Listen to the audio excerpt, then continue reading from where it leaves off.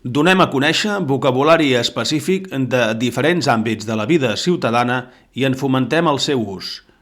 El català en els tràmits administratius, el món laboral, l'escola, els recursos de formació i la relació amb la comunitat.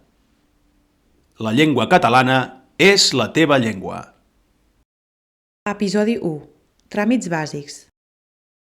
L'empadronament és el procés de registre al municipi on resideixes. Es du a terme al teu ajuntament. L'obtenció de la targeta sanitària individual dona accés a la sanitat pública. Fet l'empadronament, se sol·licita al CAP, Centre d'Atenció Primària. L'estrangeria inclou diverses gestions, com l'obtenció del NIE, el permís de treball, de residència, entre altres. Es duen a terme a les comissaries de la Policia Nacional.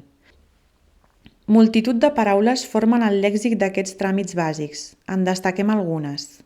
Padró, llibre de família, metge, recepta, malaltia, permís de residència, permís de treball, arrelament. Aquestes, però, són algunes de les paraules que conformen el lèxic d'aquests tràmits bàsics. En trobaràs més en aquest enllaç.